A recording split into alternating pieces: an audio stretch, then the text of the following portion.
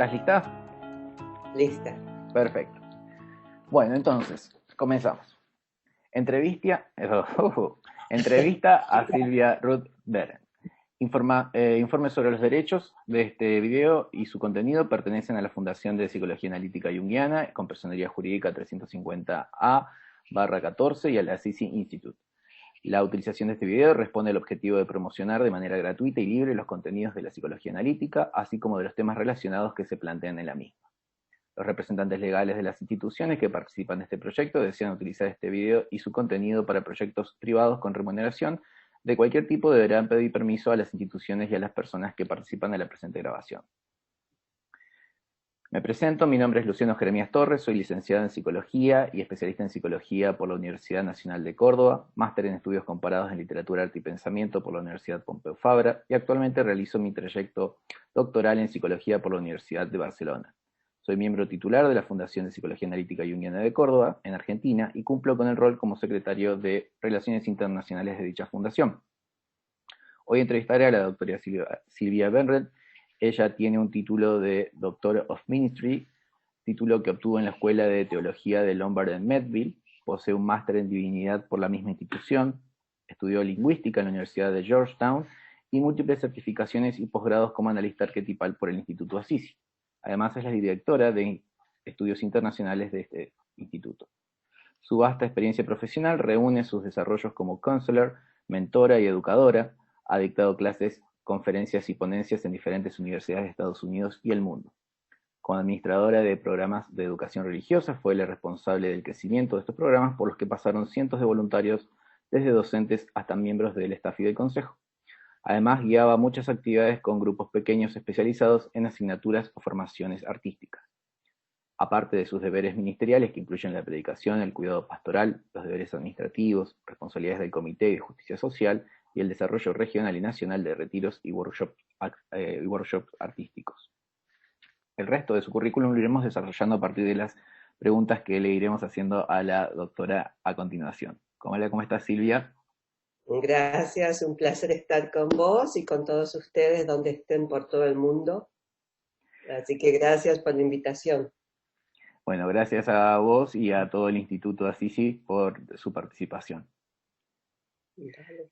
Comenzamos entonces con algunas preguntas. En este apartado vamos a iniciar realizando un breve recorrido por la historia de la doctora Silvia Berendt, puesto que en la psicología analítica entendemos que las historias de vida son importantes para comprender las elecciones y las formas de trabajo que desarrollamos posteriormente.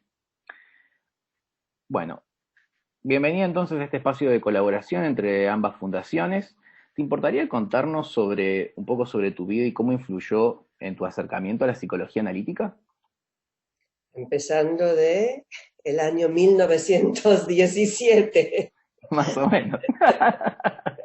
por lo Pero, menos por ahí, ¿verdad? Cuando mi abuelo escapó de Rusia en ajá. la revolución, se fue a la Argentina y ahí conoció a mi abuela, nacieron mis padres y yo nací, claro, no claro, pero en Buenos Aires, en el 54.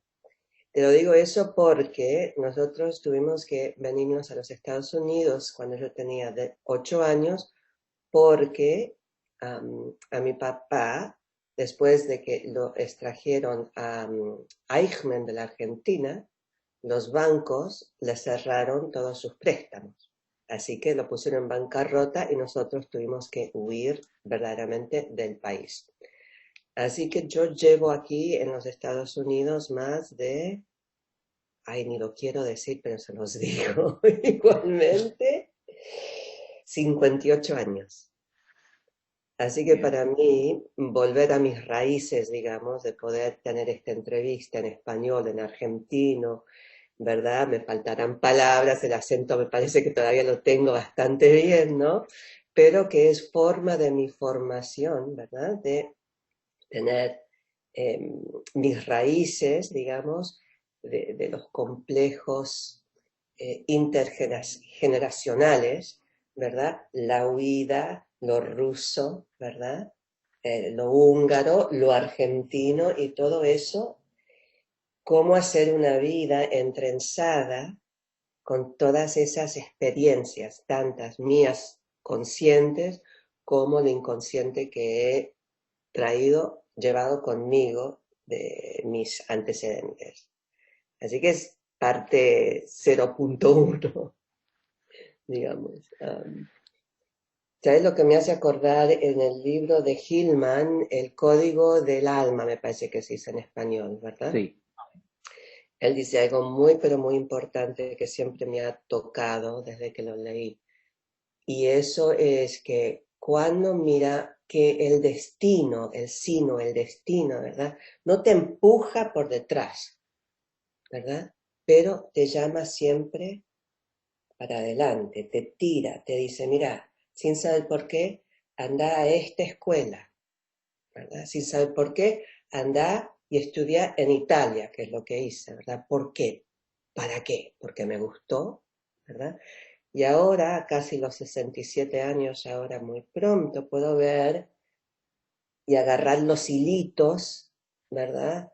De cómo esto de doctora de ministra, qué significa eso, ¿verdad? Porque ustedes no saben, ¿verdad? ¿Qué es un Master of Divinity? ¿Por qué lenguajes? ¿Por qué idiomas? ¿Por qué historia? ¿Por qué arte?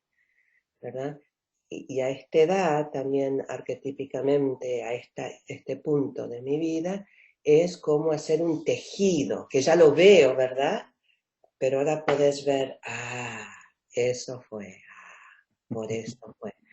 Que hoy me encuentro como directora de estudios internacionales en un instituto llamado Assisi, que, ¿dónde? En Italia. ¿Y dónde aprendí? Fue a Italia a estudiar, ¿verdad? También estuve. Así que, ¿qué te cuento? Ese es el detrás de la escena, ¿verdad? Una interesante historia, ¿no? Cómo se van entrecruzando las cosas que dan por resultado, ¿no? Sí, sí, Tu sí, llegada. porque, mira, yo tuve un profesor en la escuela y en un rato vamos a hablar de eso, qué es lo que es ser ministro, porque no creo que en los países más o menos católicos, digamos, y aún no es un sacerdote y es hombre y no se casa y basta y ya está, punto, terminada, ¿verdad?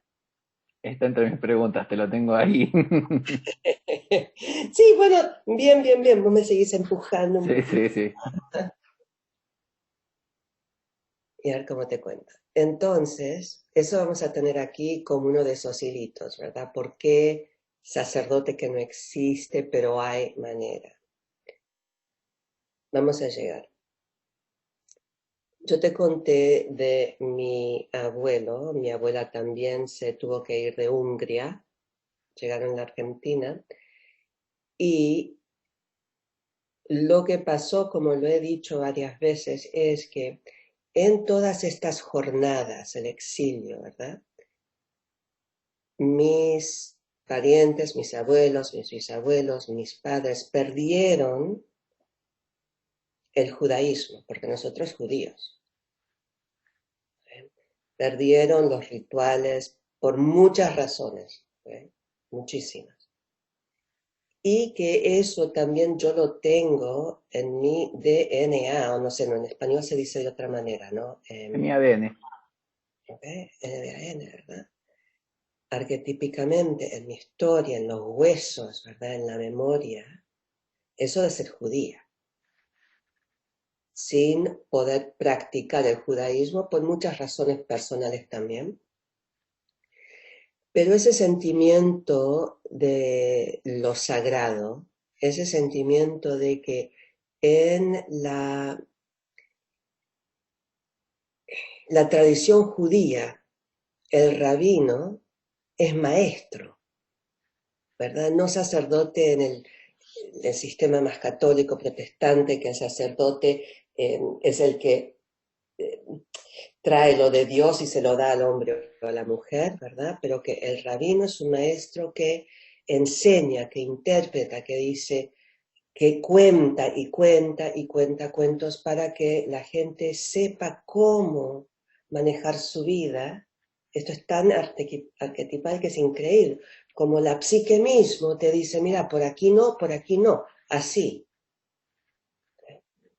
Incluso que en el entendimiento judío, el pecar tiene un sentimiento completamente diferente, que es el pecado es no estar alineado, digamos, a lo que quiere Dios, o el pecado es estar alineado a lo que te demanda la psique. Bueno, eso lo tengo. Y como ya ven, no soy hombre, tuve que encontrar manera de cómo desarrollar este destino mío de enseñar, pero también de darle como mejor pueda, ¿no? Interpretar la voz de la psique, ¿a través de qué? Porque así llegué al Instituto de Assisi, pero antes de llegar ahí, otras cosas, ¿verdad? Que siempre me llamaron no solo al estudio, pero también a enseñar. ¿Verdad? Y todos los que somos docentes es porque somos estudiantes. Y enseñamos para poder estudiar, no estudiamos para poder enseñar. Así que eso es lo que siempre me llamó la atención. ¿Qué es lo que me llama? ¿Hacer qué? Ok. Así que ahora, adelante. Yo van a tener una sorpresa grande, yo soy la mayor de 3.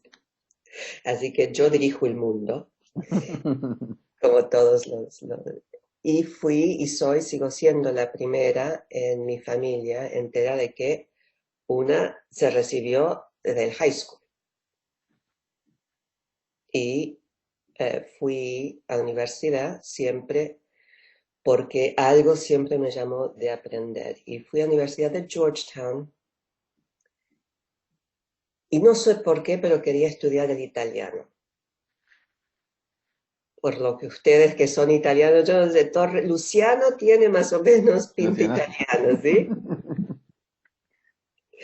Hay muchos italianos en la Argentina también. Yo de Tana no tengo nada. Rusa, húngara, judía, pero hay algo también en la cultura, y ahora que te estoy contando, la verdad que tiene mucho más sentido que antes, porque si ves verdaderamente la historia del arte, del pensamiento, ¿verdad? De las revoluciones y la evolución de la conciencia humana, ¿dónde? En Italia, en Florencia, ¿verdad? Ahí estudié yo también. Eso de cambiar el Renaissance, el Renacimiento, ¿verdad? Y antes de eso el humanismo, que verdaderamente ese desarrollo y movimiento de que Dios estaba en el centro del mundo, que lo puso al hombre en el centro del universo, ¿verdad? Con conciencia, eso de Da Vinci ahí con el hombre, ¿verdad? Y ahí fui, a la fuente. Nunca lo había pensado hasta justo ahorita que me preguntaste, ¿no? Yo tuve que ir a la fuente de la conciencia, del reconocimiento. Así que estudié el italiano, tuve muchas aventuras, como todos, ¿verdad? Que viajamos, vos que estás en Barcelona, ¿verdad? También la aventura te llama. Y me fui sí, qué interesante. Estudié italiano y para recibirme tuve que completar un curso más adelantado en alemán, porque también estaba estudiando el alemán. En ese entonces no sabía tampoco por qué el alemán, porque fíjate que mi historia, tanto personal, cuando tenía 8 años con los nazis, lo que le hicieron a mis padres, y también como la historia judía, ¿verdad?, de lo que es lo que pasó en Alemania. No solo en Alemania, pero ahí también tuve que agarrar algo, y ahí lo que agarré fue a mi esposo. Porque el danés estuvo también estudiando.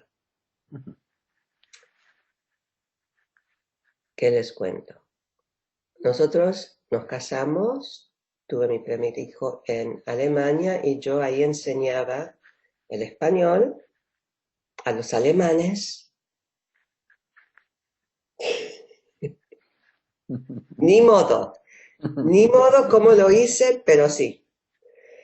Y también estaba estudiando el portugués y ahí ya se me frenó el tren, porque aprender el portugués a través del alemán no lo pude hacer. Así que hay límites, te digo eso porque hay límites a lo que podemos hacer. Cuando Lech Walesa, si ustedes se acuerdan, el movimiento de solidaridad que él fue el líder, cuando eso pasó, los rusos mandaron los tanques como a 150 kilómetros de donde nosotros vivíamos. Y yo aterrorizada, porque yo ya reviví esa historia de la opresión, de que me iban a matar. Y decidimos de dejar todo y venir a los Estados Unidos. Y ahí empecé mi segunda vida como, ¿cómo se dice? Espera, inmigrante. Fue la segunda vez, la primera vez a los 8 años y la segunda a los 30, 20 y algo. Y eso tuve 2 hijos más y mi esposo trabajaba, yo enseñaba de noche, él llegaba a la casa, yo le daba el último bebé que tuvimos y me iba a trabajar. La historia de los inmigrantes, tanto aquí en los Estados Unidos como imagino por todo el mundo, ¿verdad? Y yo, gracias a Dios, y de verdad es que yo manejé el inglés bien perfectamente porque vine a los 8. Y yo judía, 3 hijos, y mi esposo danés, luterano que se había convertido en católico. Imagínate. ¿Dónde íbamos a ir? ¿En qué lugar? Había bastante lugar teológicamente, ¿verdad? Esencialmente, las creencias que uno, aunque no lo creas, lo tenés. Si no sos católico, siempre sos católico. Si sos judía, siempre sos judía, aunque... Y ahí encontramos la iglesia unitaria, universalista. No sé si ustedes tenés alguna idea de lo que es. Explícame por si las dudas, porque aparte como puede haber público de otros países. Sí, claro que sí. Bueno, en la Reformación, ustedes se acuerdan, ¿verdad? Estaba el mundo católico, vino Lutero y revolvió, y no solo Lutero, pero había también movimientos en Europa, de Zwingli, de muchísimos otros que querían cambiar el sistema porque ya el sistema no daba más, ¿verdad? No sé si se acuerdan con la Iglesia Católica en ese entonces, con los pagamientos, ¿verdad? Todas las restricciones, todo el poder y el dinero que iba a la iglesia y no a la gente. Entonces, esta reformación y parte de esa reformación fueron 2 cosas muy importantes teológicamente que es la base de la iglesia unitaria, es que el hombre, lo unitario es que hay un Dios, claro que sí, pero se manifiesta en diferentes maneras, y que hay una igualdad, no solo entre los hombres y las mujeres. Imagínate, 1500, 1400, hay por ahí, ya se me olvidó mucho esos datos, ¿no? Una revolución tremenda, que estamos todos creyentes, tenemos el mismo poder. O sea, que no es la profecía de los altos ahí, de los únicos, pero de todos los creyentes. Así que eso rompe aparte una hierarchy, una hierarquía, ¿cómo se dice? Claro, rompe con las jerarquías, hace una democratización, digamos, de la religión, ¿no?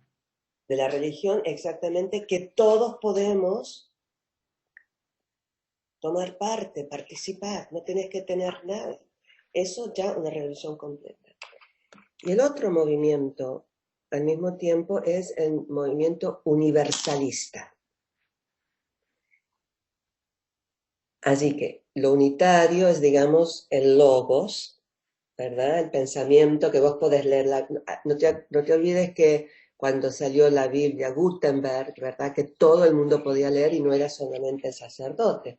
Entonces, lo que quiere decir es, con el logo lees la Biblia y podés formar tus opiniones, tus creencias. Ahí tenés el logos. La Iglesia universalista, en cambio, el movimiento era de que hay un Dios que es un Dios de amor, un Dios que acepta todo, en el sentido que también tenés que vivir bien, ¿no? Pero de que en vez, te lo digo en inglés primero y lo traduzco, give them hope, not hell. Porque en ese entonces, y los que saben de la historia religiosa también, los movimientos en los 1700, 800 al inicio era que éramos todos pecadores y que íbamos a ir al infierno todos. ¿Okay? Y Jonathan Edwards y todos esos que predicaban una religión pero de terror y horror. Entonces los universalistas era Dios es amor, todo el mundo va a ser salvado. O sea, la salvación universal para todos, no solamente para los creyentes en esto muy angosto, ¿verdad? Entonces, como ven, lo unitario, el logos y el eros del universalismo. En 1961, más o menos, justo cuando Jung estaba por, me parece, justo, estos dos movimientos se unieron y formaron una iglesia unitaria, universalista, basada no en un dogma, digamos, pero en principios universales de, digamos, el respeto para todo lo que vive, no solo seres humanos, el respeto por la interdependencia del mundo, ¿verdad? ¿Cómo se dice? El mandato moral de trabajar por la justicia social. Eso involucrado para mí completamente en el judaísmo. Entonces fuimos a... No me olvide de la pregunta. Nosotros, en la Iglesia Católica, yo no puedo. Mi esposo, no podemos porque es demasiado. Y cuando con los 3 niños que teníamos necesitábamos una comunidad, porque imagínate, él y yo y los chicos y basta, mis padres en otro estado, mis hermanos en otro estado, tíos por ahí, comunidad que es lo que mantiene, y hoy más que nada lo vemos, ¿no? Ese contenedor. Fuimos a la iglesia unitaria, universalista, y yo me quedé, wow, aquí tengo espacio, no solo yo, pero estamos hablando de mi experiencia. Puedo respirar, mi esposo puede respirar y los chicos pueden crecer en una, digamos, una comunidad que tiene estos valores morales, sociales, religiosos, en el sentido de que la religión, la palabra religión, religare, es atar de vuelta, ¿verdad?, a lo importante, a lo sagrado. Sea cual sea el sistema de creencia, ¿verdad? Ahí tenés un espacio que podés tener acceso. Y cómo desarrolló el tiempo, me preguntaron primero que si yo pudiera enseñar, ¿verdad?, a los chicos, como en cualquier iglesia voluntaria, ¿verdad?, o cualquier... y yo tengo una alineación muy poderosa al liderazgo, hay que saberlo. De repente me encontré como directora de estudios religiosos. Y ahí empezó la próxima parte de, bueno, esto puedo usar todo, la mente, el corazón, pero necesito más educación para poder hacer lo que sea. Y ahí es cuando fui a la escuela teológica Needville Lombard para formación de, no sé cómo decirlo, no de sacerdote porque no es correcto y ministra no tiene sentido, pero ya tienen la idea. Pero las funciones, digamos, que cumple son parecidas a lo que sería un cura o un sacerdote de Exacto. latinoamericano, por ejemplo. Lo único, claro, que no puedo, ¿cómo se dice? Confesión no, ¿verdad? Y eso de dar el pan, no me acuerdo La cómo se hostia. llama. La hostia, eso no. Pero sí, prédica, cuidado de las almas, ¿verdad? Bodas, liderazgo, comités, ¿verdad? Con la junta directiva de la iglesia. Todo eso, el trabajo de también bien duro de, ¿cómo se dice?, tener vínculos con otras organizaciones, Mm. sean religiosas como también políticas, ¿verdad? Porque hay que tener presencia en el mundo y grupo, todo eso. Entonces ese fue el primer máster que recibí y con eso incluso para poder ser minister, sacerdota, lo que sea, también fue requerido 400 horas de trabajo en un hospital, ¿verdad? Para aprender, digamos, la cura del alma, ¿verdad? Así que fue una educación pero increíble. No solo el logos, ¿verdad? El pensamiento, la historia, las prédicas, el desarrollo humano, porque yo, ministra de Educación Religiosa, era una parte también de todos los programas de educación, de bebé hasta high school, ¿verdad? De educación adulta, de programas, de workshops, talleres, todo eso incluido. Me recibí y hoy es difícil traducir el proceso, porque el proceso en las iglesias luteranas, tanto como en las católicas, es que cuando sos cura, sacerdota o ministra, te mandan, Exacto. ¿verdad? Te mandan, ok, vaya ahí. En la iglesia unitaria universalista es un proceso muy, pero muy diferente, porque digamos que hay una iglesia, digamos, en Barcelona, digamos, o en Córdoba, en Buenos Aires, que quiere. Y hay muchas, son chiquitas, pero también hay una en Dinamarca, en Copenhague.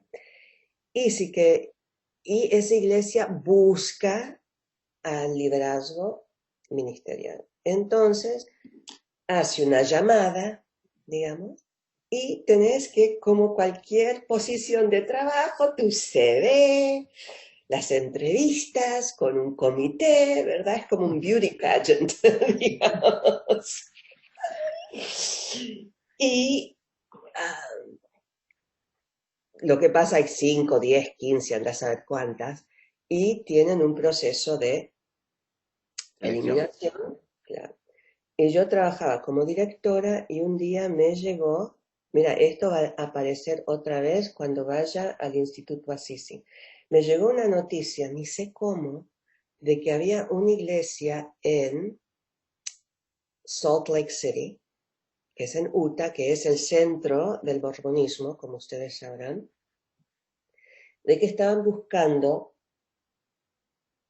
justamente no una directora de estudios religiosos, pero una ministra, una sacerdote, vamos a jugar con esa palabra.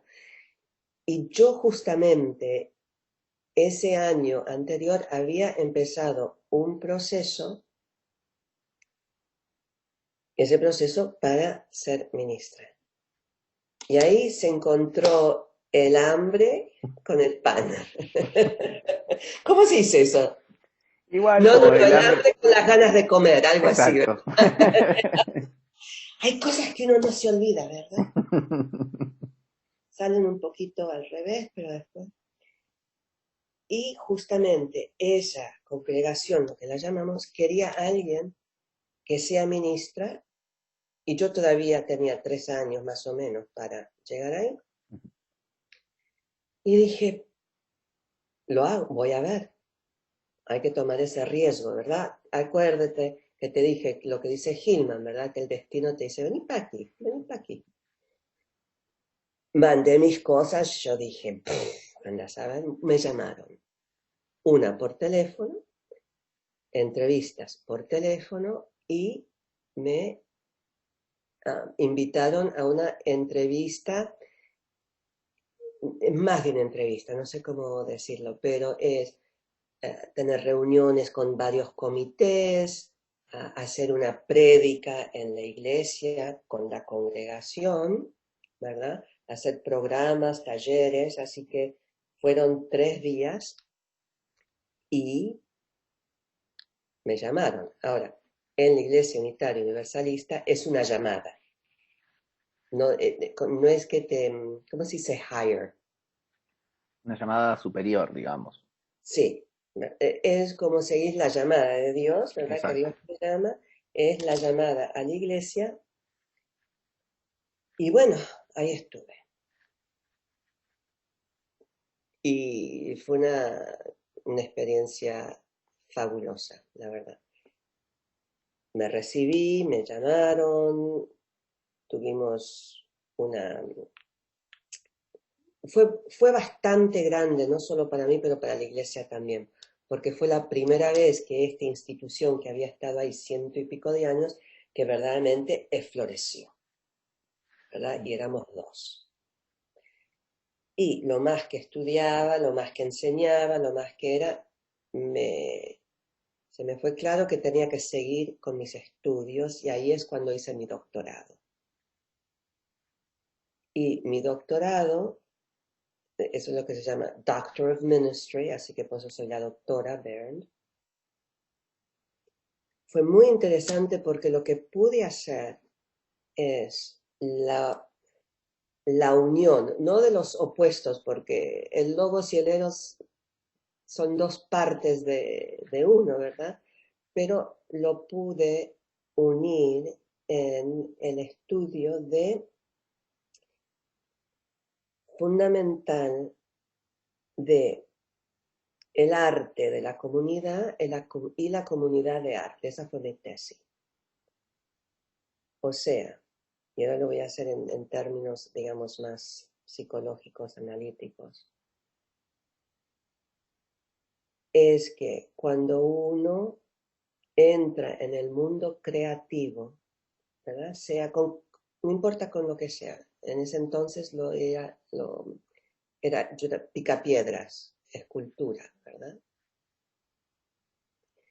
Es como poder articular, es eso, porque los artistas arten, ¿verdad? Es como un verbo que es hace, crea, mano, ¿verdad? Y esto no es solo mano, ¿verdad? Como Picasso, ¿verdad? ¿Qué es lo que pudo hacer Picasso? Él pudo no destruir, pero usar la forma del ser humano porque la conocía hasta los pedacitos del pie, ¿verdad?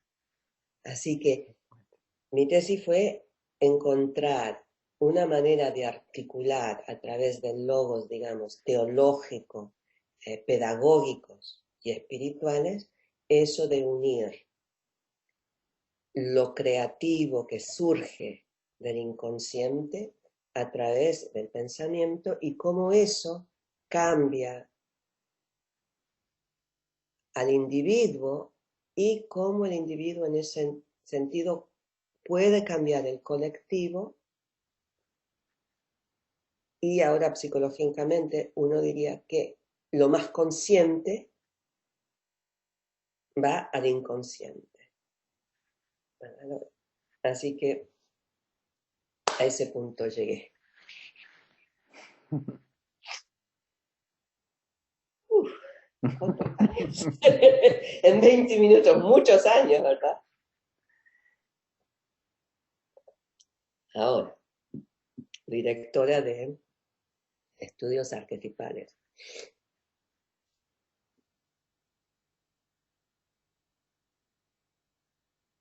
Estoy buscando cómo llegar a ese hilo. Cuando hice mi doctorado, fue evidente, como todo sistema dinámico, de que el espacio en esa iglesia se había encogido, o que la energía entre dos personas de mucha energía, digamos, de mucha ambición, ¿verdad? Ese sistema no pudo contener. Porque así son los sistemas, ¿verdad? O la energía muere, ¿verdad? Entropy me parece que se dice. O algo tiene que pasar para que el sistema se abra y pueda realizarse en una evolución más compleja. Y eso es lo que pasó. Y dije, bueno, ya esto no es saludable ni para mí ni para la congregación que haya tanta energía, y decidí resignar. Y fue muy claro también que Salt Lake City, no sé si ustedes saben o conocen, pero Salt Lake City es una ciudad fundada en un valle, con 2 series de montañas, así que es un contenedor increíble, ¿verdad? Pero también es un contenedor de que... Y me di cuenta que yo no podía quedarme en Salt Lake City. No solo yo, pero mi esposo, claro, los chicos ya fue a la casa. Y decidimos de mudarnos y venir aquí a Olympia, donde vivo actualmente, que es una hora al sur de Seattle, ustedes conocerán, porque justamente habíamos comprado una casita porque uno de los hijos nuestros, que tengo 3, iba a asistir a la universidad aquí. Pero él decidió otra cosa y de repente teníamos dónde ir. Bueno, cuando llegué, no trabajé por casi 3 años, porque esa experiencia la tuve que asimilar y digerir. Fue un poco traumática, claro que lo están escuchando, fue un poco traumática, hasta que el destino me dijo, vení aquí, chiquita. Así que en esos 3 años, yo los primeros cuantos meses aquí, la verdad que, te voy a decir, lo que aprendí con Assisi es que la depresión, ¿verdad? Es la forma de que la psique, digamos, con la gravedad te dice, mira, quédate bien calladita, tesoro, porque aquí viene la gravedad que te va a mantener aquí para que tu energía pueda bajar al inconsciente y que ahí encuentre amparo. Y eso es lo que pasó. Yo me quedé, pero calladísima.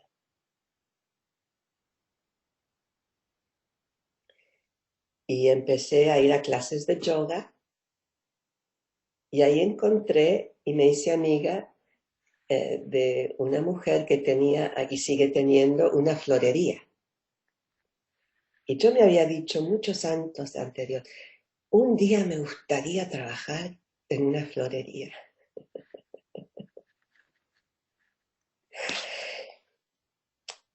Llega el momento, estamos en la clase de yoga y ella me dice, ay, tengo un problema, es que necesito ayuda.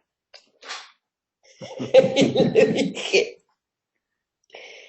y ni te quiero decir lo que me pagaba. Y ella con tanta vergüenza, digo, a mí no me importa, porque aprendí a hacer flores, incluso que cuando mi hijo se casó en Australia, yo pude hacer todo el buqué, las cositas estas, las flores para la boda. Nada se pierde en este mundo. Nada de lo que uno aprende va perdido. Y así, no sabía porque otra iglesia ya, no, mi estómago no. No perdida, pero esperando. Y estoy ahí sentada tomando café con mi esposo y de repente, te digo de repente porque en la psique no hay de repente en la vida, ¿sí? Justo en el momento, ¿verdad? Me llegó una postal de este Instituto Asís, de Assisi, con este doctor Michael Conforti. ¿Andás a ver quién era este tipo? Que estaba dando una charla aquí en Portland, es a 1 hora y media de casa. Y iba a ser sobre el libro rojo, justo había salido el libro rojo. Todo el libro rojo, nada, no sabía nada. Del doctor Conforti menos. De Assisi ya había estado, y le digo a mi esposo ahí, le digo, yo tengo que ir. Es como, vos sabés que la energía en la postal hay que ir. Fui, y ahí estaba el doctor Conforti y los dos mucho más jóvenes de lo que es. Y en una iglesia, ¿verdad? Éramos 12 más o menos personas. Imagínate que él iba mensualmente en ese entonces vivía en Brattleboro, que es, digamos, aquí en esta punta de los Estados Unidos, volaba a esta misma punta de los Estados Unidos una vez por mes para dar una charla a 12, 15 personas. ¿Por qué? Por el amor de este trabajo.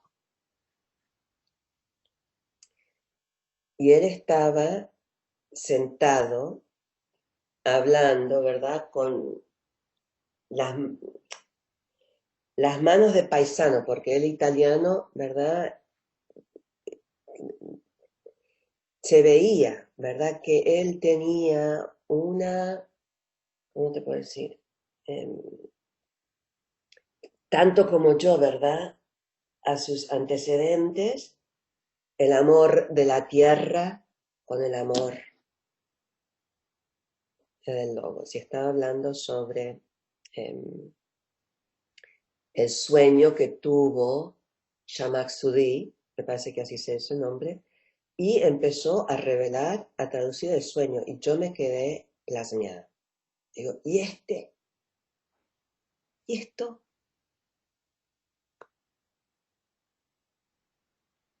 Me inscribí para un curso en ese entonces, son casi 15 años, él había recién empezado un curso de sueños de 4 semanas. Y tenía también el programa de 2 años de formación de analista de patrones arquetipales. Ahora quiero hacer un puntito y coma aparte. En los Estados Unidos, cuando decimos analista de esto y de otro, no tiene el mismo sentido que en Argentina, en Latinoamérica, que el analista específicamente en este mundo es una persona formada en Zurich, digamos, por la IAP.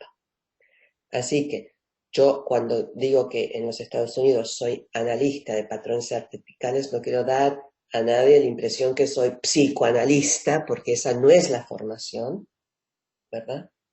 Pero es la formación de los estudios de los patrones arquetipales que te deja analizar, digamos, mejor dicho.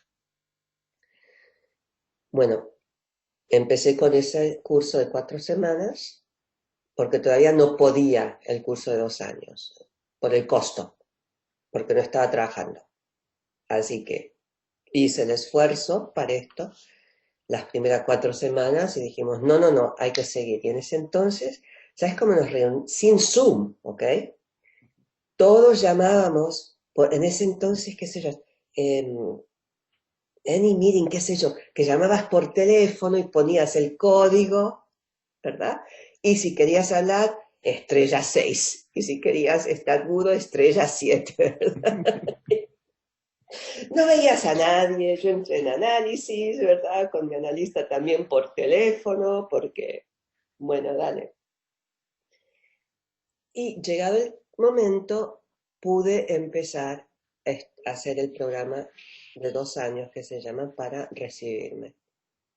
Y decidí en ese entonces que para verdaderamente aprender esto tenía que hacer el sueño como praxis y el programa de 2 años como la formación, ¿verdad? ¿En qué? La formación en las ciencias nuevas, la teoría de caos, sistemas dinámicos, interdinámicos.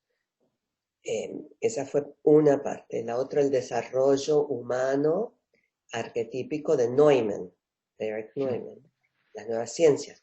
Los seminarios de Van Frans, ¿verdad? Cuando ven los mitos, los cuentos de hadas, las imágenes, la psique objetiva, la diferencia entre lo objetivo y lo subjetivo. La imagen hay que leerla objetivamente, ¿verdad? Que todo eso, y empecé a trabajar como consulta counselor, ¿okay? No como terapeuta, porque y yo siempre estoy muy clara, mi formación y mi habilidad de tener consultas basada aquí en el estado de Washington, porque soy ministra y hay una regla, ¿verdad?, que deja que los ministers, sacerdotes, puedan ejercer como counselors. Nosotros sabemos que eso es muy terapéutico, ¿verdad? Pero yo no tengo therapist, psychoanalyst, psychotherapist. La función en Estados Unidos, digamos, de un counselor, ¿cómo la podrías explicar, digamos, para aquellos que no la conocen? Sí, sí, sí. Counselor es como aconsejador, claro, esa sería la traducción. Pero hay diferentes formas. Por ejemplo, aquí una persona se puede recibir de trabajador social, Sí, social worker, ¿ok? Y esa persona tiene la licencia para ejercer como aconsejador, digamos, counselor. Psicólogos tienen su formación, sus licencias, todo eso. Y gente como yo, rabinos, por ejemplo, sacerdotes, ministros, curas, pueden también tener una práctica privada, porque, ahora, te voy a decir el por qué. Porque yo soy miembro de la Asociación de Ministros Unitarios Universalistas. ¿Y eso qué es lo que significa? Es que yo tengo que adherir a tanto como los analistas a una forma ética de comportamiento. Así que lo mismo de lo que tienen que hacer ustedes, ¿verdad? Lo tengo que tener yo también. Y yo soy responsable, como ustedes. Si pasa algo, me llevan al tribunal. claro, tienen un código de ética y se manejan, digamos, bajo un reglamento como si fueran como con las mismas funciones, digamos, que... Exactamente, claro. Y eso es los Estados Unidos. Y por eso también tenemos que tener aseguración, ¿verdad? Indemnación, todo eso bien, todo legal. Ok, ¿y ahora dónde vamos? ¿Qué Dime. tipo me quedé pensando en esto del counselor para terminarlo, digamos, qué tipo de pacientes o de personas o de clientes, dependiendo cómo lo llamen ustedes, se acercan a tu consulta? ¿En qué temáticas, digamos, traen para trabajar? Mira, de todo, como analistas, de todo. La gente viene y te dice, es por esto, y como analista de patrones arquetipales, te dice, no, no, no, corazón, no es eso. ¿Verdad? Es el trabajo, ¿verdad? Y estudiantes universitarios, como también gente de los 70, 75 años que están tratando de atar, ¿verdad?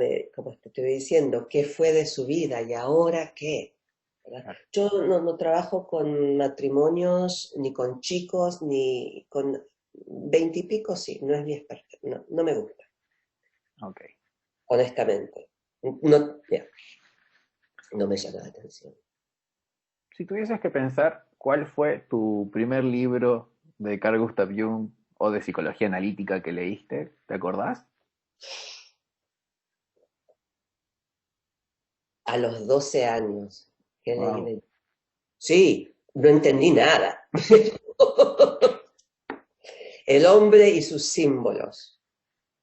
El hombre y sus símbolos fue el primero.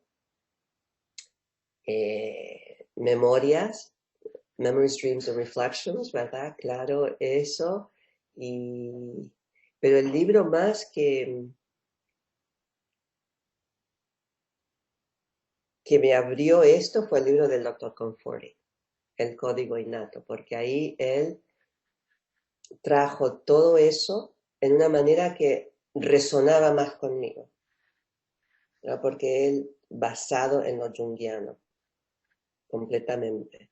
Así que la educación de Carl Jung fue a través más del estudio en Assisi, ¿verdad? Las obras, todo eso, porque, mira, léelo a Jung de parte tuya privada, anda, te deseo mucha suerte, ¿verdad? Porque hay que tener una comunidad para desempaquetar eso.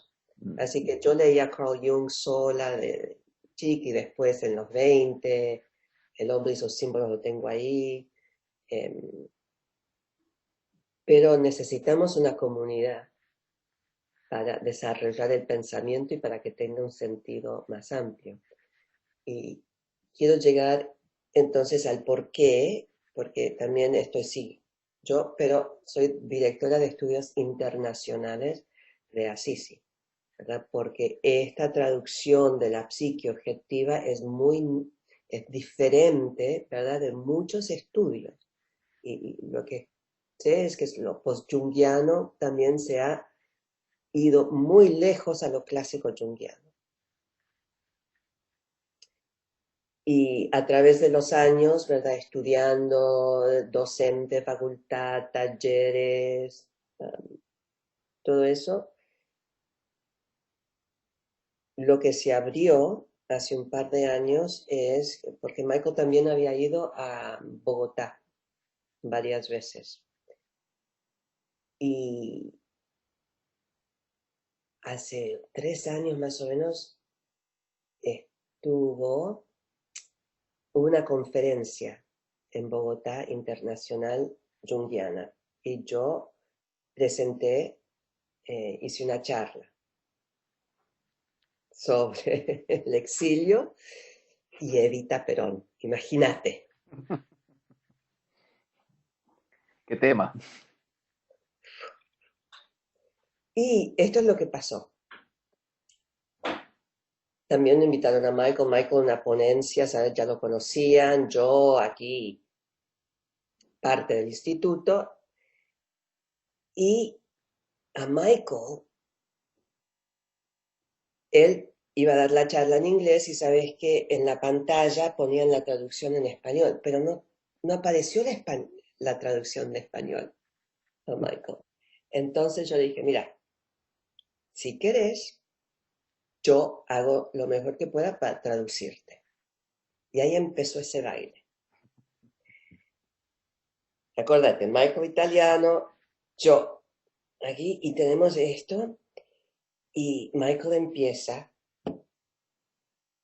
a hablar, y yo tratando, porque nunca lo había hecho, Luciano. Yo de intérprete, nada, y además que 58 años aquí, bueno.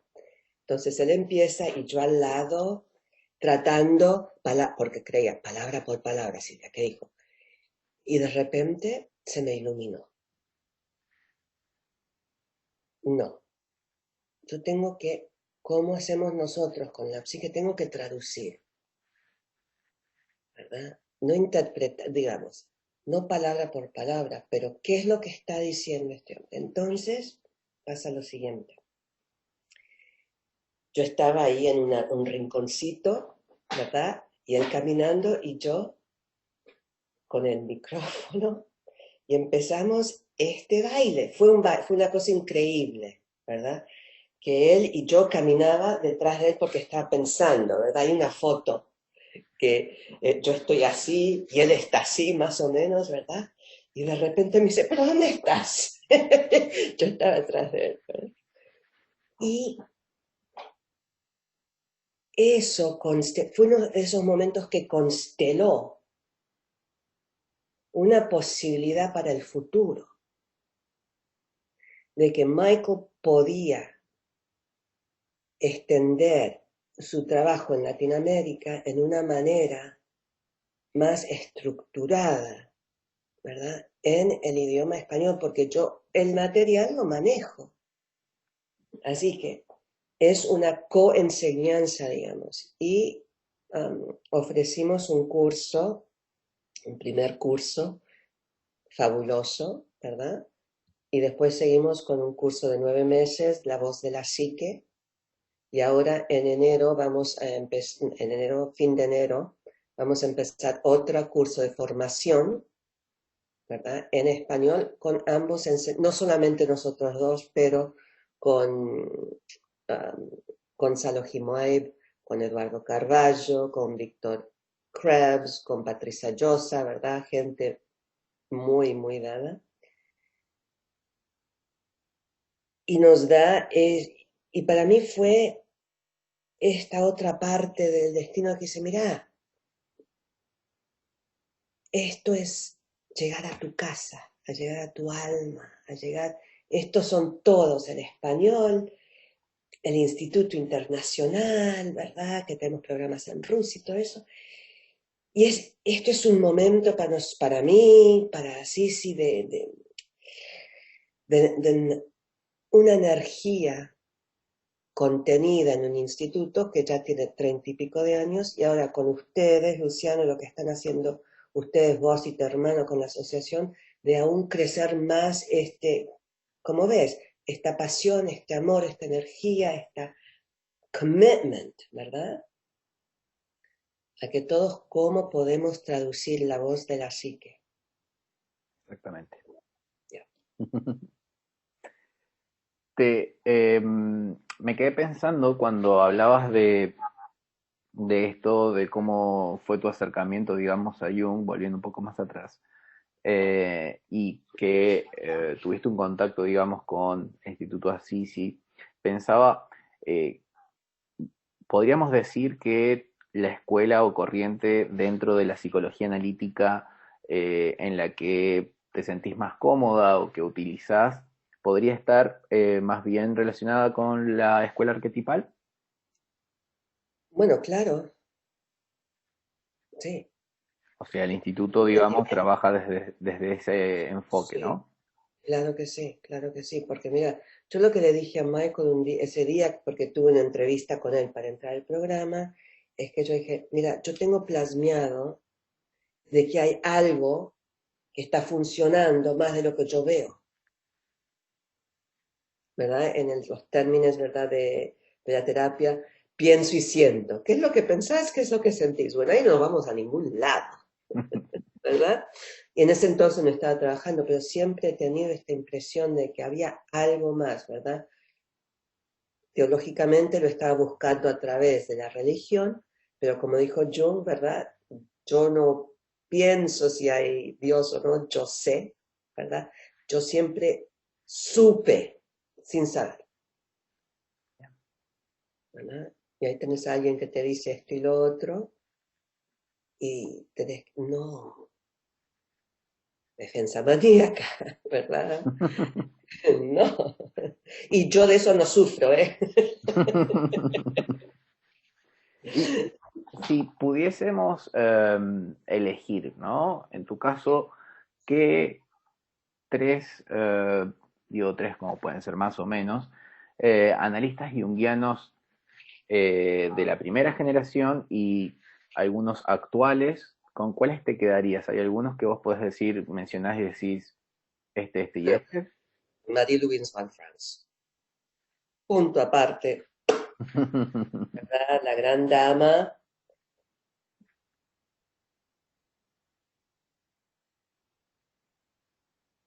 Claro, interesante, ¿verdad? Todas las mujeres, porque yo sé Henderson y Guggenheim, todo eso, pero más que nadie yo tendría que decir Mary Louise von Franz, ¿verdad? Porque esa capacidad que ella, bueno, la igual de Jung. Jung sin Marie-Louise von Franz no es Jung y Marie-Louise von Franz sin Jung no es Marie-Louise von Franz, ¿verdad? Que nos basamos casi bueno, todos en el trabajo de ambos, Exactamente. ¿verdad? Y ahora actualmente yo te diría que, bueno, Michael Conforti, claro, actualmente como analista junguiano, yo diría que también lo estimo muchísimo a Eduardo Carballo como analista, porque él también parte del instituto como director de estudios mitológicos, pero el trabajo que hace él, ¿verdad? Es increíble porque no solo como analista de su trabajo, pero lo que trae él de López Pedraza, ¿verdad? Adelante, el trabajo que él tiene y también lo que está haciendo él en continuar y mantener en vivo y sostener y vivificar lo junguiano en Latinoamérica es increíble. Bien. Em, ¿Has conocido a lo largo de todas estos viajes que has hecho y todas estas experiencias que has tenido con el instituto a algunos referentes de la psicología analítica que estén por fuera del instituto, así sí, o no has tenido la oportunidad? No, no he tenido mucho la oportunidad. ¿Sabes por qué? Hay 24/7. Y esta, no, de verdad, no, estoy cachando, pero no, ¿verdad? Porque una de las cosas que yo aprendí, y esto viene de los judíos, escoges a un maestro. Y si estás bien en lo arquetipal, digamos, de lo que pertenece en esa formación, ¿verdad? De los maestros, digo, los masters, ¿verdad? Los antiguos, ¿verdad? Como Jung es el maestro, ¿verdad? Y la formación de Michael, por ejemplo, es decir, no solo de Jung, de lo que estudió él, pero también de sus maestros, de Johann Kaufmann, de Robert Lange, ¿verdad? Que él trae el trabajo de eso, de ellos, ¿verdad? ¿Cuándo encontrás un maestro que sea fiel y fidel a la maestría? ¿Me explico, sí? Entonces vos tenés que decir y decidir, yo me siento a los pies de este maestro. Yo cuando estaba estudiando para el doctorado también encontré maestros así, ¿verdad? Y eso para decir, tenés que pararte en un lugar y decir, este es mi punto de vista. Yo tengo la energía para este punto. No que otros puntos de vista no sean útiles, fabulosos, magníficos, pero mi energía, todo es mejor profundizarte en esto de que nadar en múltiples piscinas. Bien. Y te digo por qué. Si yo hubiese empezado esto hace 40 años, quizás, pero lo empecé en los algo. Em, ¿Has hecho análisis propio con algún analista junguiano o no? Sí, sí, muchísimos años. ¿Con un Y es, analista junguiano o con sí, otra corriente? Ok. analista junguiano, completamente. Oh, yes. Y el análisis y el estudio junto, ¿verdad? Eso es lo que transforma. Bien. Pensaba, volviendo a el famoso título tan interesante de Doctor of Mystery, eh, ¿cómo relacionaste la religión, ¿no?, con la psicología analítica y si han tenido alguna influencia mutua, si has desarrollado conferencias o cursos o algo que nos puedas comentar en donde hayas hecho esta unión.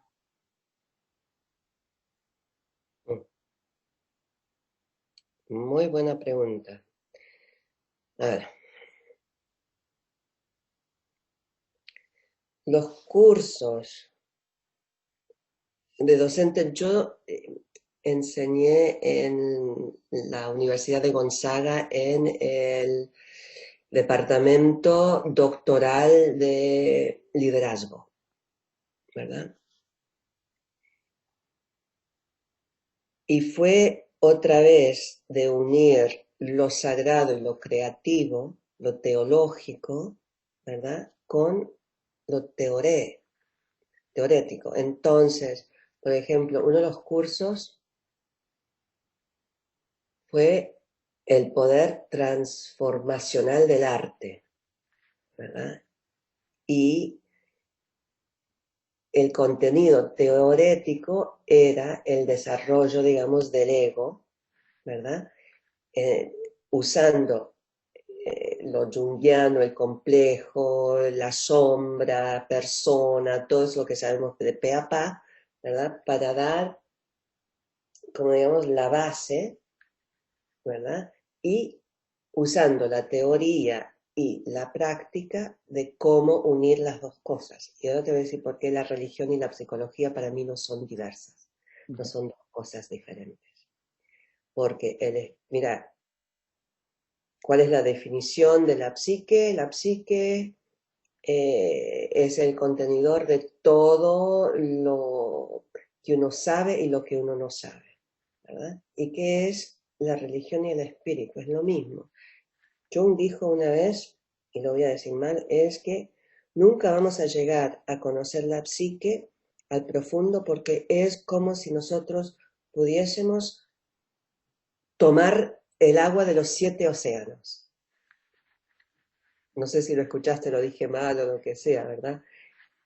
Y eso siempre, uno de mis profesores cuando estaba estudiando con Assisi, el doctor David Rotman, que también trabajó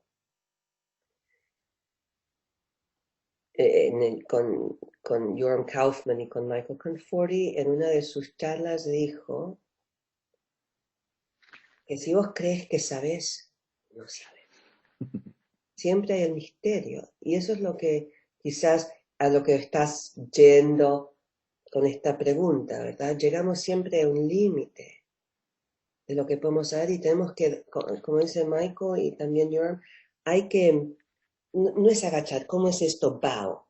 Hay que... Sí, como reverencia, ¿no? Como... Exactamente, no solo reverencia a la imagen, pero reverencia al espíritu, porque el trabajo de Jung es un trabajo espiritual, Sí. místico. Él quizás no quería que lo digan así, pero el saber de que estamos enfrente de un misterio que nos da, ¿cómo se dice? Clues, te dice, mira aquí, pistas, ¿verdad? Que te dice, esto puedes saber, pero al final de todo, lo único que podemos hacer nosotros es seguir estudiando y tratando, interpretando, ¿verdad? Bien. El misterio. Esta pregunta la hago por separado por si las dudas, ¿no? Pero me quedé pensando si en tus ámbitos en donde trabajás y desarrollás en esta iglesia en particular, es, digamos, como permitido que vos hables de lo junguiano. Uf. En esa iglesia puedes hablar de cualquier cosa. No, de verdad. De lo científico, de lo místico. Bueno, te digo, en principio, ¿verdad? Pero hay iglesias, por ejemplo, en la iglesia donde yo estuve por casi 15 años, era una iglesia muy humanística. Y los que estuvieron ahí muchísimos años antes que yo llegase, hablar de Dios no permitido. Bueno, permitido, pero no. Ujú. ¿verdad? Porque iba contra, digamos, el ambiente. Pero igual, yo lo hice porque se podía. Así que de la psicología, de Jung, de Freud, porque Freud también tiene unas cosas maravillosas, de verdad, no hay que echar, como se dice, ni a Jung ni a Freud, ¿verdad? Hay que ver lo que tienen. Y por eso, mirando a los hilos, digamos, de que fue un contenedor muy fértil para mí, de poder, como te digo, investigar. Perfecto. Eso nos lleva a la siguiente pregunta. Así que engancha perfecto. Porque pensaba mientras iba leyendo tu currículum, eh, pensaba que, bueno, que las múltiples presentaciones y conferencias que has hecho como oradora, ¿no? Trabajan sobre diferentes temáticas, de las cuales yo saqué como algunos ejes temáticos, en donde dije, bueno, creo que estos son los que más se repiten, y a lo mejor hemos hablado de alguno de ellos, pero de otros no. Vos corregime en caso de que me equivoque, pero sería, has trabajado con arte, con liderazgo, con religión, creatividad, género y feminismo, y relaciones entre diferentes formas de fe. ¿Me puedes contar un poco cómo has hecho estos acercamientos y de dónde surgió el interés por ellos? Andás a ver. Es yo, ¿verdad? Porque cada una de esas cosas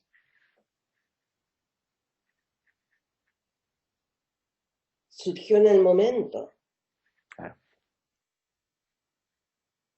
Cada de esos pasos, ¿verdad? Que di.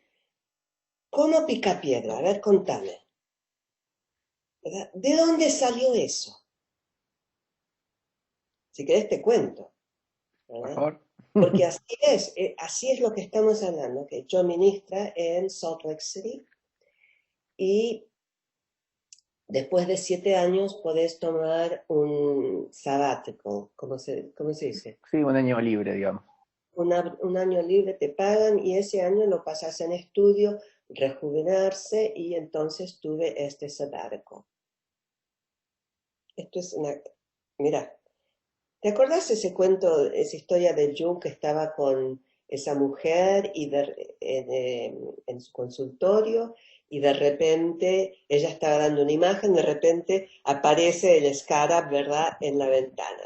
Ok, esos momentos, estamos hablando de esos momentos.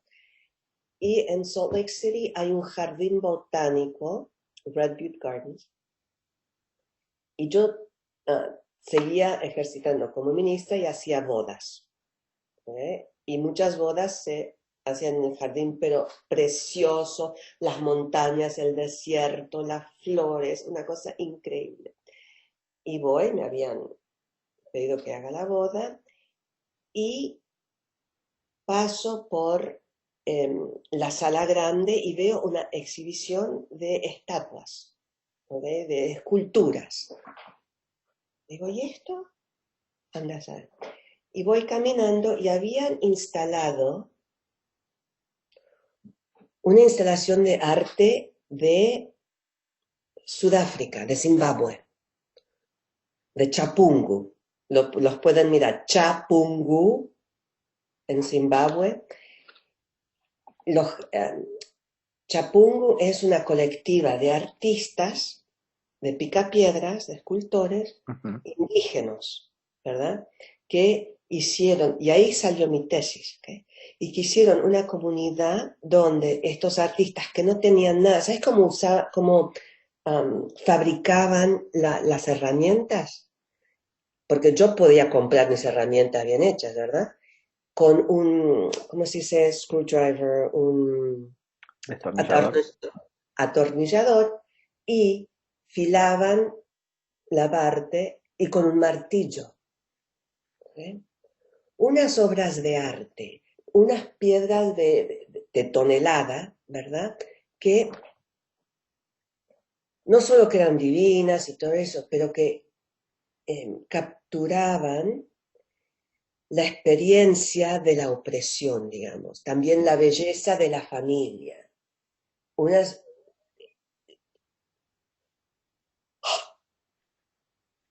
Okay.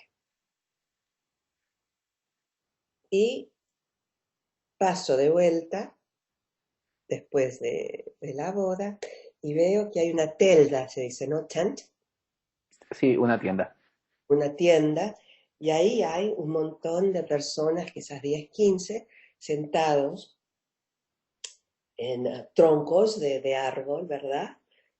Con piedras, digamos así, más o menos, y un hombre de Zimbabue, ¿verdad? Y ellos, taca, taca, taca, taca, taca, taca, taca. Ahora salgo de vuelta por la sala y veo que la exposición era la exposición de los estudiantes que participaban en estos cursos, estos talleres de una semana con estos eh, docentes, artistas de Zimbabue y la exposición del arte de ellos. Y yo dije, wow, eso es como la tarjeta de Assisi, ¿verdad? Es así. Entonces me escribí. La primera semana, hice, qué sé yo, como 3 semanas. Y lo que se me ocurrió, ves, todo esto va junto. Es que en la iglesia, cuando volví a la iglesia a trabajar, es hacer un programa de traer a gente de, de toda capacidad, habilidad, deshabilidad, y hacer un programa de artista en residencia. Así que convertí, ¿cómo se dice? Pedí fondos de mucha gente, ¿verdad? Para poder pagarle al instructor, darle un lugar donde vivir y hacer un programa en que la gente pueda experimentar en su alma, ¿verdad? El poder transformativo de esta, ¿cómo se dice? Engagement, de esta con la piedra, ¿verdad? De esta relación con la piedra, ¿qué es porque esto es psicológico también, qué es lo que surge, te da forma, a vos como vos le das forma a eso. Una, dos, ¿qué es lo que pasaba, verdad, en la comunidad de arte? Esa fundó mi tesis, que yo no sabía en ese entonces que iba a ser eso, ¿verdad?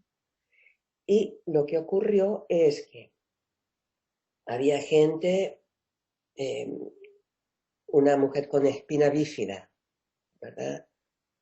Una mujer con MS, esclerosis múltiple, ¿cómo se dice? Esclerosis ¿Verdad? múltiple. ¿Okay? Gente artística, y se creaba, porque hice, qué sé yo, como 6, 7 semanas, ni me acuerdo, ¿verdad?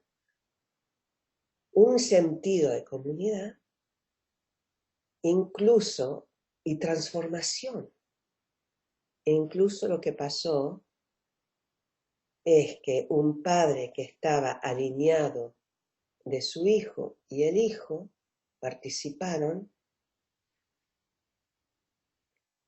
y fue un paso, no te digo que fue un milagro porque no terminó bien por el hijo, y eso lo pudimos ver en la escultura que hizo, pero ese curso, eso lo seguí construyendo en las clases de liderazgo, ¿verdad? De no solo el arte, pero la comunidad y qué es lo que pasa y qué surge. Ok. No sé si eso, pero... Sí, sí, sí. Sí, sí. Pensaba, eh, vos has escrito algunos artículos, publicado algún libro también puede ser, o son No, artículos. artículos, libro no. Artículos. ¿Sobre Ya. qué publicaste? Uf. Bueno, el primero que publiqué fue sobre el arquetipo del liderazgo, que fue mi tesis para eh, Assisi. Y también escribí sobre lo creativo inconsciente, ¿verdad? La Fundación del Arte y los últimos 3 artículos, bueno, 2, y hay otro para escribir, fue sobre, que es mi trabajo, y siquiera algún día me puedo presentar sobre el exilio, me parece que ahí estás yendo, si no entiendo mal, si no veo el patrón mal, es mi trabajo sobre el arquetipo del exilio, y qué es lo que quiere decir, y cómo se manifiesta, y por qué hoy también es tan importantísimo entender qué es lo que es el exilio, cómo se constela, cuáles son las características del exilio, ¿verdad? Y cómo llegué a eso es una historia muy interesante que también está ahí, pero es, mira, te voy a decir, cuando estaba estudiando para ser ministra, nos enseñaron esto. Todas tus prédicas, no importa de cuántas cosas, va a ser el mismo mensaje, elaborado a través de diferentes ejes, como decir, pero siempre es el mismo mensaje. ¿Verdad? Así que lo elaboras de esta manera y de la otra. Sí, para entender mi experiencia, mi abuelo, ¿verdad? Mi papá, el peronismo, el antisemitismo en la Argentina, el exilio de inmigrante de una naturaleza mía que tuve que esconder por muchísimos años, ¿verdad? Esto de hablar con las manos, de ser vivaz, ¿verdad? No es que no hayan americanos que no lo hagan, pero de experimentar el exilio, de venir a los Estados Unidos con mi idioma y mi manera de ser, y que no fue aceptada, y las cosas que yo tuve que exiliar, ¿verdad? Y eso puedes también leerlo en Neumann, ¿verdad? La ética. Así que Exacto. esto, tal vez, ¿verdad? Eso es lo que decimos en nosotros, y que, wow. Así que, sí, ese es mi trabajo, y podemos seguir a través de los artículos también mi evolución, digamos, académica, intelectual y también experimental del desarrollo del pensamiento del exilio, de cómo empezó hasta dónde estoy ahora con eso y qué es lo que viene después. Porque siempre, como te dije... Mira, te iba a hacer otra pregunta, pero ahora me parece que vamos a tener que ir directamente a esto del exilio, porque es muy interesante. Eso lo dejamos como zanahoria, digamos, ¿verdad? Porque me encantaría hablar sobre eso, ese es el tema, como te dije, es el tema de mi vida. Bien, bueno, entonces podemos dejarlo como para una futura ponencia o lecture, ¿no? Sí, Específica sobre esto sí, cuando quieras. Quiero a la hora. antes de salirnos de la parte académica, por decirlo de alguna manera, Sí. eh, recordar que vos tenés varios premios, recibiste varios premios, ganaste varios premios. Sí. Y me gustaría que nos comentaras, porque son premios diferentes, creo yo, entre sí, que vienen de diferentes experiencias, que nos comentaras un poco acerca de los que yo tengo anotados hasta ahora, vos podés decirme si hay otros, ¿no? Si no me equivoco. El premio Larry Axel, por excelencia en docencia. Eh, bueno, te los enumero primero y después vos elegís, ¿no? Comentarme, ¿no? ¿Qué más? El premio Roberta Nelson, M. Nelson, a la excelencia de estudios religiosos. El premio Robert Charles Billing, por excelencia escolar. Y el premio Clayton Raymond Bowen. Wow, yo me había olvidado. Hice bien las tareas.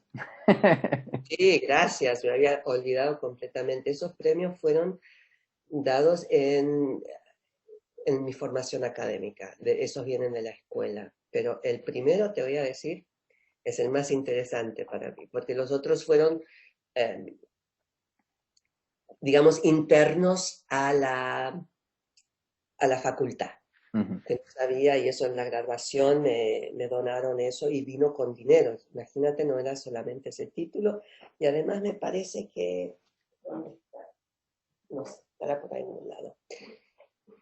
El primer premio que gané como premio, ¿verdad? Fue cuando estaba estudiando en Salt Lake City en un instituto, claro, para la universidad donde estaba, podía tomar cursos fuera y lo transfería, en una clase, en una escuela teológica muy, pero muy evangélica. Ujú.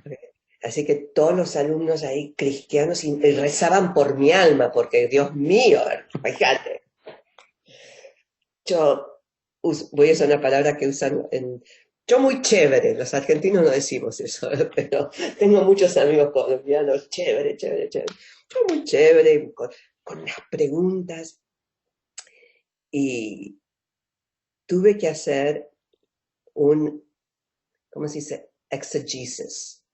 ¿Ejercicios? No, no es exegesis es una forma de estudiar, quizás que es lo mismo, pero un pasaje en la Biblia y tenés que hacer, es como una tesis doctoral, digamos, no tan Ah, amplia, pero tenés que seguir, por ejemplo, tenés que hacer un literature review, ¿verdad? O una sea, revisión literaria profunda, digamos, entonces, pero de los artículos, perdón, de los pasajes bíblicos. exactamente. Entonces, tenés que poner el contexto eh, de ese tiempo, tenés que poner, hay que seguir una fórmula, digamos. Sí, sí. Y el punto de hacer ese exegesis es interpretar o traducir el significado de este pasaje. ¿Okay?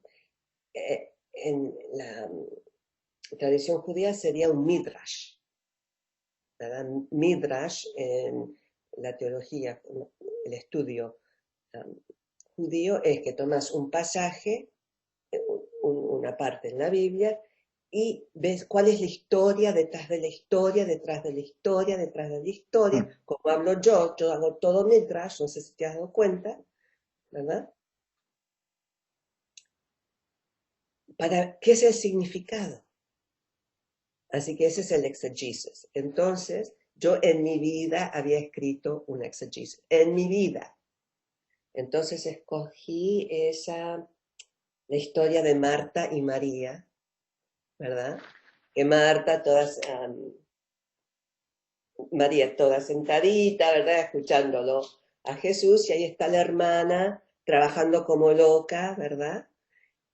Bueno, entonces escribí eso y lo escribí a través de la teología, también de la vista feminista, Ujú. ¿verdad? Porque ella tenía la más grande parte, pero ¿por qué? El por qué. Y investigué, imaginé las reglas de herencia para las mujeres, ¿verdad? Así que yo lo escribí, punto aparte, muy bien, y vino de una revista, no un jornal, no una revista, eh, de los unitarios, universalistas que tenían un journal, una llamada para artículos, ¿verdad? Y yo digo, bueno, lo mando, ¿por qué no?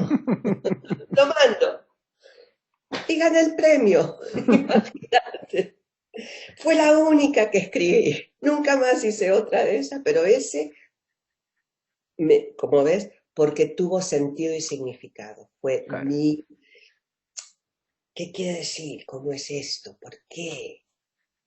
Es Eso, gracioso porque hace un ratito me di cuenta cuando vos me aclaraste de que era, claro, que es un juego de palabras, ¿no? Exercise y exercises, digamos que le doy cosas. Ok. sí, sí, sí, sí. Pero muy bien, o sea que ese fue el premio el que, digamos, más importancia tiene para vos, el Sí, que reviste más sentido. claro, porque fue a través de un esfuerzo mío consciente. Claro. Los otros premios vinieron de porque la facultad decidió que lo merecía, pero Bien. no fue que yo puse mi nombre ni nada, nada de eso. Así que fue, claro, ¿cómo te puedo decir? Una validación tremenda, Claro. ¿verdad? Y sobre todo porque el premio ese de Roberta Nelson, ella fue mi mentora, ¿verdad? Y ella, una gran dama, ella era la Marie-Louise von France del mundo académico ministerial al cual yo pertenecía. Wow. Así que otra maestra, Mm, ¿verdad? Y yo a los pies de Roberta. Ella lo que me decía, yo, sí señora. mm. Ahora sí pasamos a unir un poco las temáticas en las cuales vos tenés experticia con un poco la actualidad. Ya. A ver si tenés alguna opinión formada o todavía está en formación porque estamos en este periodo, ¿no? En donde estamos atravesándolo y lo estamos viviendo en el momento. No tenemos la posibilidad todavía de mirar para atrás y evaluarlo. Claro. Pero pensaba en dos temas así claves, dado que tu mirada me parece como muy, muy rica por todo este bagaje que tenés, tanto, digamos, vivencial en tu vida, digamos, personal, como también a nivel académico. Y pensaba, con respecto al liderazgo, Sí. pensaba, hubo elecciones en Estados Unidos, y pensaba eso. Roma. Si no es un problema, ¿no? Pero pensaba en los diferentes tipos de liderazgo que han sucedido, digamos, desde que vos estás allá, y Ya. si los has pensado, digamos, desde tu teoría, desde tus bagajes, si hay alguno que te haya parecido muy marcado, muy algo como interesante para poder compartirlo, digamos, ¿no? Decir, bueno, por ejemplo, el liderazgo de Obama o el de Donald Trump o el de... Mira, la única manera de que yo pueda contestar eso es darte la definición que yo em, desarrollé para el liderazgo. Ok, Porque el liderazgo puede ser tanto generativo como no generativo, ¿verdad? Y el liderazgo, ahora tengo que traducir en inglés, así que dame un segundito, es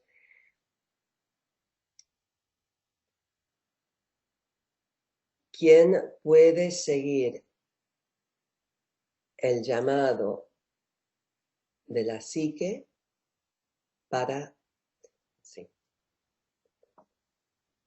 para servir a los mandatos. No, no lo voy a traducir, te lo voy a decir, porque si lo trato de traducir es que el liderazgo existe como una energía arquetipal y que tiene en el centro de eso es que hay alguien que es capaz de seguir los mandatos del self para servir. perfecto. Punto, basta.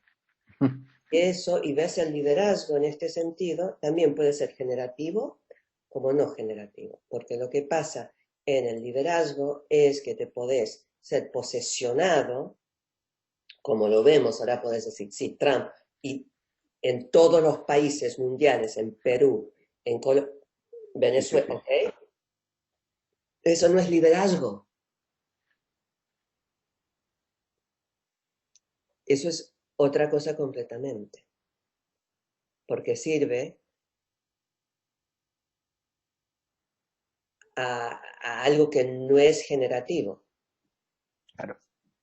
Me hace ¿verdad? acordar un poco, digamos, a lo que plantea Jung, ¿no? Cuando hace en Civilización en Transición las diferencias entre tipos de líderes, ¿no? En donde algunos tienen, por decir de una manera simplificada, como mayor presencia consciente, ¿no? De sus actos y otros, como podría haber sido, digamos, Hitler, son más como una especie de megáfono, ¿no? De micrófono de lo colectivo, ¿no? Del pueblo, ¿no? Eso. Ahora te puedo decir de que hablando en esos términos, podemos decir que Trump, como todos esos, es el síntoma que surge porque está en el colectivo inconsciente de este país, por ejemplo. Y este país, si ves cómo fue formado y fundado a través de los ingleses, ¿verdad? Que vinieron porque fueron rechazados para poder ejercer su religión libremente, vinieron a un país donde ya había establecido gente indígena, ¿verdad? Y trajeron con ellos una actitud que vemos ahora es el veneno, ¿verdad? Lo que le hicieron a los indios, la guerra civil, la división, ha estado siempre en este país. El racismo, el odio, todo eso existió y sigue existiendo. Y lo que pasó mira, lo voy a decir en público y ay, que me perdonen, pero cuando George Bush fue presidente, políticamente desastroso, digamos, a mi manera de parecer. Pero todavía existía en la cultura nuestra ese, ¿cómo decís? Veneer, ¿verdad? Ese esmalte de civilidad, ¿verdad? Que era discusión política, que podía decir yo soy demócrata, vos republicano, podemos tener relación, podemos, ¿verdad? Pero tapaba esta enfermedad que tenemos nosotros aquí en los Estados Unidos y que se manifiesta en otros países en maneras diferentes, ¿verdad? Seguro. Y lo que vivimos es sí, bajo los 8 años de Obama tuvimos la experiencia, no que fue perfecta, ¿verdad?, de un liderazgo más alineado a lo arquetipal. Claro. ¿Verdad? De servicio, sin no escándalos, un hombre de familia, ¿verdad? De una manera que también existe. Y ya que me pediste mi opinión, te voy a decir, es que esto es un péndulo, ¿verdad? Lo vemos. Tanto como Trump y lo que significa, como Hitler. Mirá, si no hubiese sido Adolf Hitler, hubiese sido Bruce Hitler, hubiese sido, anda a saber quién, que la psique encontró un ego tan frágil, tan, ¿cómo se dice?, fracturado. Exacto. Porque ese hombre, si lo ves, ahora te voy a hacer, oye, ¿qué hiciste? ¿Te acordás? Y lo ves, es la posesión, ¿verdad? En un liderazgo generativo ves la posesión del self en esta manera. ¿Te acordás? Eso famoso de Martin Luther King, ¿verdad? Cuando él estaba ahí enfrente de millones de personas y estaba hablando, ¿verdad? Está hablando como estoy hablando yo. Y no sé si sabes, pero detrás de él estaba una mujer que se llama Mahalia Jackson, que era una cantante increíble, ¿verdad? Y él está hablando, y ella le dice, en el oído, y le dice, te lo digo en inglés y después, preach it, brother. Preach es predica. Predícalo, háblalo. Y en la tradición africana, ¿verdad? Es dejar que el espíritu hable. Y vas a ver ese momento. Se los aconsejo a todos que lo miren, que él está hablando y de repente lo podés ver. I have a dream, ¿verdad? Eso no es Martin Luther King. Es, pero no es. Exacto. ¿Okay? Y ahora, no se los recomiendo porque es muy fuerte. Si ves algunas veces lo que hacía Hitler, él también empezaba hablando bien como vos, y de repente ves la rabia, y ahí tenés. Perfecto. Muy interesante, la verdad. Es muy interesante.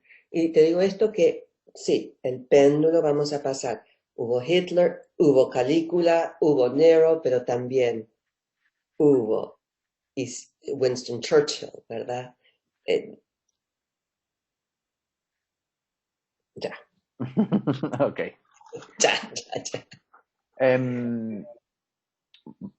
Último tema de la actualidad, antes de la actualidad, digamos, interpretada, ¿no?, desde la psicología analítica, el tema del momento, la pandemia del coronavirus, cómo, cómo sentís, me pregunto yo, vos que tenés de nuevo este bagaje tan impresionante, ¿no?, de esta mezcla eh, de religiones, de vivencias, de todo.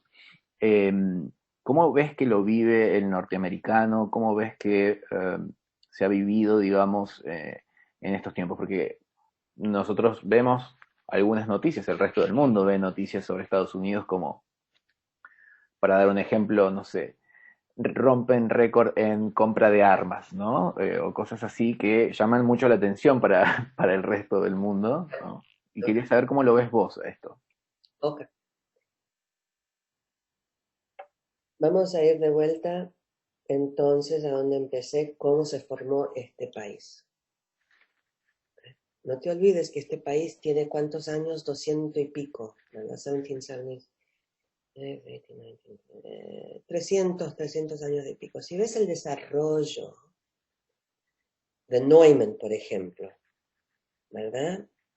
Del desarrollo de la persona, pero también de una psique colectiva, lo que ves en los Estados Unidos es una psique muy, pero muy adolescente. No tenemos cientos y miles de años. Acordate que te dije que me fui a Sicilia, a Italia, porque tenía que ir a esa raíz, pero bien, ¡paf! ¿Verdad? Aquí no hay.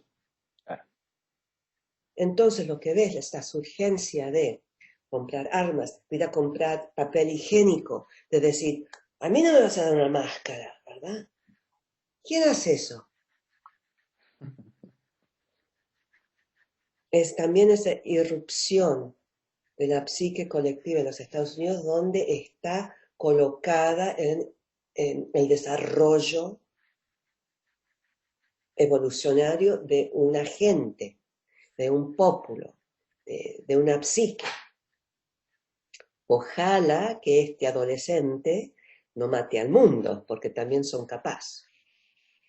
No te olvides tampoco, bueno, no es que no te olvides tampoco, es que Hitler lo que hizo y lo que está pasando actualmente es que esta juventud que está disenfranchised, ¿cómo se dice?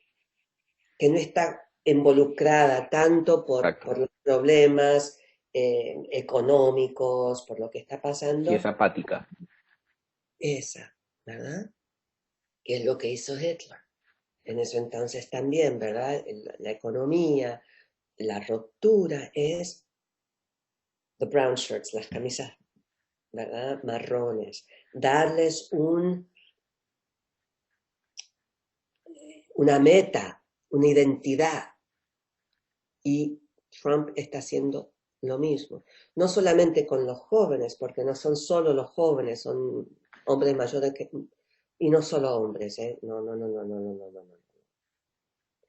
Gente con esa mentalidad tan adolescente de que esto le da, y a través de el odio, eso existe en la psique. Y sobre todo en esta psique no tan desarrollada. Bien.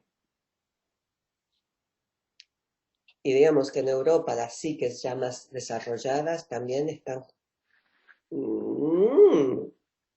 pero no en la misma manera, ¿eh? No, no, no, No, es no tan... diferente. Sí, no tan... Ya, tóxico.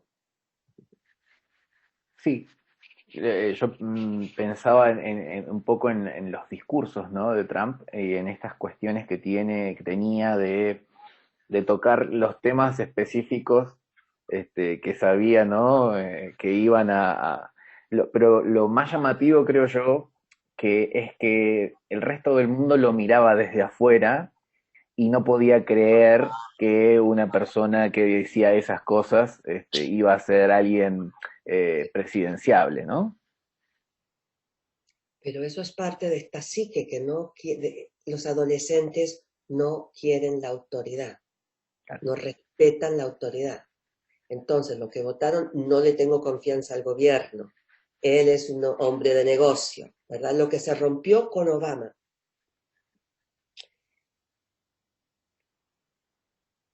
¿Te acuerdas cuando Jung dice que cuando los dioses se van del templo, ¿qué es lo que permanece? Una rigididad, ¿verdad? Y esto pasó, Joseph Campbell, Bill Moyers, en ese libro habló de esa ruptura en la psique americana, que el presidente que tenía arquetípicamente, ¿verdad?, el poder del rey, el rey poderoso, ¿verdad? Y eso, no me acuerdo con quién, si pasó con Kennedy, pero en ese entonces, ¿verdad?, de que perdió, ¿cómo te lo voy a decir? La potencia de los dioses. Claro. Y que entonces el presidente no carga el poder del inconsciente en ese sentido, porque... ¿Y qué es lo que viene entonces? La inflación, el hubris. Bien. Con respecto a la psicología analítica, actualmente, ¿qué percepción tenés acerca de, bueno, principalmente, digamos, de lo que vos podés observar y de lo que podés, de los datos, digamos, que te rodean, ¿no?, en Estados Unidos? O sea, ¿cuál sería un poco el momento actual? ¿Es un buen momento? ¿Es un mal momento? ¿Cómo lo pensás? ¿Tenés alguna opinión sobre eso? No mucho, no mucho, porque miras un momento y lo agarrás o no lo agarrás, ¿verdad? Y como te dije antes, decir el futuro yo no sé, pero cuando estás bien parada en tu punto de vista, como dice Wilson Franz, ¿verdad?, cuando tenés los zapatos bien puestos en el mundo, para mí esa pregunta, yo voy a seguir mi paso, ¿verdad? Vos vas a seguir tu paso. La psicología analítica tiene que seguir su paso. Si va a tener éxito, cómo va a desarrollar, a dónde va a ir, con quién y cómo. Hacer tu paso. Claro. Así lo puedo contestar, porque más de eso, la verdad que tanto no puedo comentar más. No. Ok. Em, ¿Cuál es la función que debería cumplir para vos una persona, un analista junguiano, una persona formada por lo menos o estudiosa de Jung en la época actual? Tiene como un conocimiento distinto de aquellos que no. Entonces pensaba, sería una pregunta interesante, digamos, a ver qué responsabilidad le toca. Wow, muy buena pregunta. Y te digo que eh, tenemos que cerrar en unos minutos también, porque Perfecto. ¿qué es lo que tiene de poderoso la psicología analítica? Es el reconocimiento de lo más poderoso que está pasando bajo de lo consciente, ¿verdad? Así Sí. lo entiendo yo, digamos, de una manera muy fácil, muy simplificada. Entonces, sobre todo en este mundo actualmente, como hemos estado hablando, poder interpretar y colocar lo que está pasando en una manera, en un encuadre más profundo, más amplio, más complicado, ¿verdad?, puede ayudar a la gente a afrontar estos momentos, porque no es personal solamente, sí, mirad, cuando lo podés ver de esa manera, para mí parecer,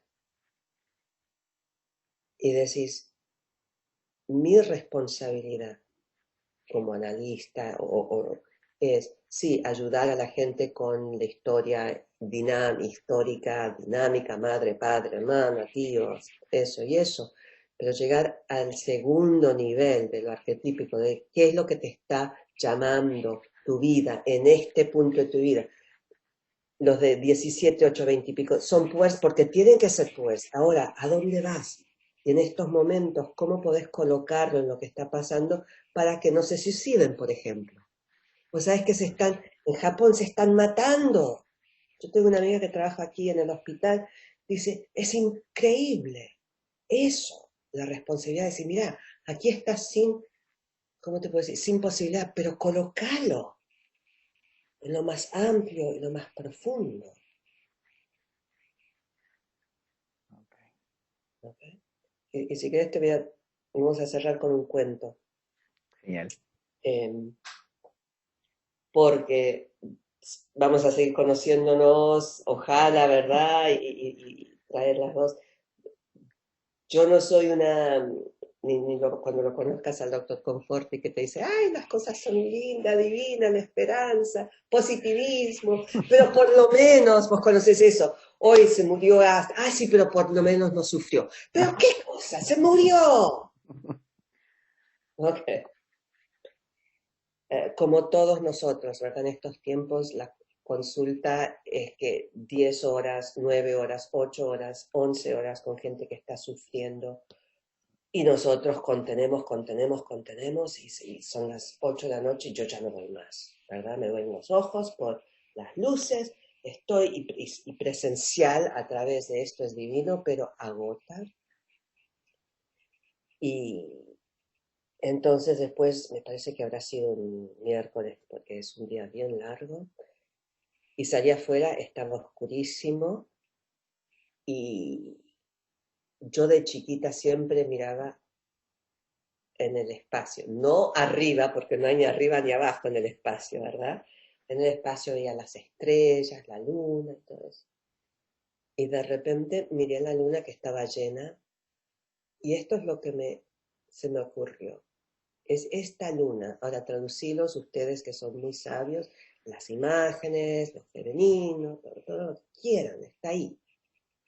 Miraba la luna, preciosa, las nubes, y de repente lo que me vino es que la luna ha sido testigo a todo lo que ha pasado en este mundo desde la incepción, sea como sea. Los dinosaurios, Alejandro el Grande, los pogroms, la influencia de 1812, ¿verdad? La luna se ha quedado estable, ¿verdad? Aunque el universo se esté moviendo, hay una orden en el desorden, ¿verdad? Podemos contar que algunos de nosotros nos vamos a morir, el sufrimiento personal exacto, el sufrimiento colectivo exacto, pero hay algo en la vida, hay una orden que permanece.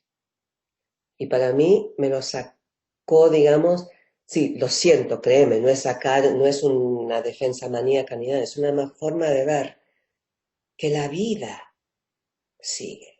Quizás no en la manera que yo quisiera, pero la vida, este es el misterio de lo que estamos hablando, quiere vivir, quiere seguir. Es el mandato de la vida de vivir, como de la muerte de morir, claro. ¿Verdad? Así que con eso. Bueno, la verdad es que con esa reflexión, ahora sí podemos despedirnos momentáneamente. Sí. Eh, Quería agradecerte en nombre mío y en nombre de la Fundación de Psicología Analítica por abrir este espacio junto con Michael, que supongo que mañana estaremos con él Sí, sí, sí. los tres. Así que vas a ver lo que te está contando. Él está Eh, trabajando por él, ya. pero la verdad es que te agradezco mucho porque me pareció una entrevista hermosa, ¿sí? La verdad es que hermosa, hermosa, ¿sí? Y muchísimas gracias de parte mía, del Instituto de Michael. Y sabes que en el fin de la película de Humphrey Bogart, Casablanca, ¿te acuerdas? Cómo termina, que le pone el brazo y dice, este es el inicio de una amistad fantástica. Así que te dejo con esto también, porque para mí fue un placer también poder articular, ¿verdad? Lo que viste vos con tan claridad en mi currículum, porque yo lo viví. Te agradezco muchísimo y hasta la próxima. Bueno, muchas gracias. De nada. Entonces, Ahora cortamos